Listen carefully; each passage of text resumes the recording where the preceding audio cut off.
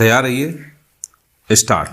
देश के विकास में शिक्षा की महत्ता को स्वीकार तो हमेशा ही किया गया है, लेकिन संसाधनों और दूरदर्शिता के अभाव में शिक्षा क्षेत्र की अनदेखी ही होती आई है।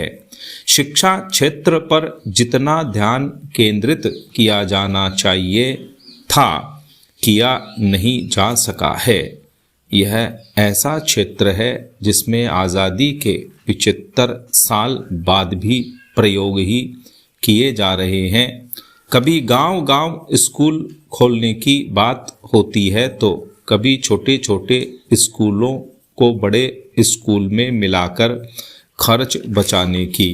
हद तो यह है कि जिस क्षेत्र के पास देश के भविष्य की बुनियाद मजबूत करने की महती जिम्मेदारी है, उसे ठेके पर चलाने से भी परहेज नहीं किया जाता। शिक्षा क्षेत्र का निजीकरण तो एक समस्या है ही।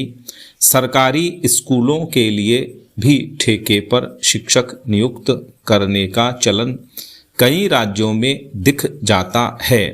बिना तैयारी के शुरू करने से गरीब और वंचित बच्चों तक ज्ञान की ज्योति पहुंचाने के लिए बनी सरकारी योजनाओं का अपेक्षित लाभ अभी कोसों दूर है।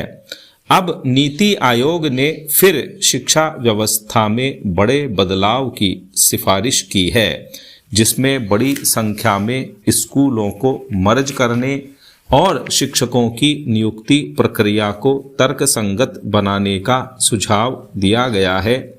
नीति आयोग की रिपोर्ट के अनुसार चीन की तुलना में भारत में समान नामांकन के आधार पर 5 गुना ज़्यादा स्कूल हैं।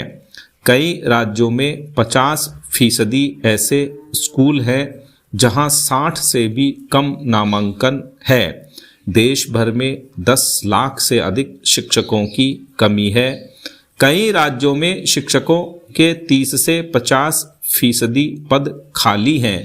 शहरी क्षेत्र में ज़रूरत से ज़्यादा तो ग्रामीण इलाकों में ज़रूरत से काफ़ी कम शिक्षक हैं।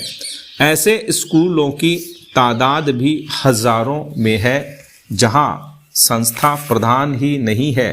देश में शिक्षा और स्वास्थ्य 2 ऐसे क्षेत्र हैं जिन्हें मुनाफाखोरी से दूर रखा जाना चाहिए। संसाधनों के लिए धन जुटाने के कई तरीके हो सकते हैं जिनका पता लगाया जाना चाहिए। निजी क्षेत्र के CSR फंड का इस्तेमाल किया जा सकता है और उन पर अतिरिक्त कर भी लगाए जा सकते हैं। वर्तमान में ज़्यादातर कंपनियां CSR फंड का इस्तेमाल अपने ब्रांड के प्रमोशन में ही करती दिखती है। इन्फोसिस के पूर्व CEO NR नारायण मूर्ति का यह सुझाव भी गौर करने लायक है कि देश में स्कूली शिक्षा पर $1 अरब खर्च करने और दुनिया के 10,000 अत्यंत कुशल रिटायर हो चुके शिक्षकों की सेवाएं लेते हुए सेवारत शिक्षकों को प्रशिक्षित करने की जरूरत है। शिक्षक अच्छे वेतन और सम्मान के हकदार हैं। जब तक ऐसा नहीं होगा, सर्वोत्तम प्रतिभाएं इस क्षेत्र में अपना करियर नहीं खोज सकेंगी। नीति आयोग की सिफारिशों पर अमल करने से पहले इन सब बातों पर भी गौर करना होगा। स्टॉप।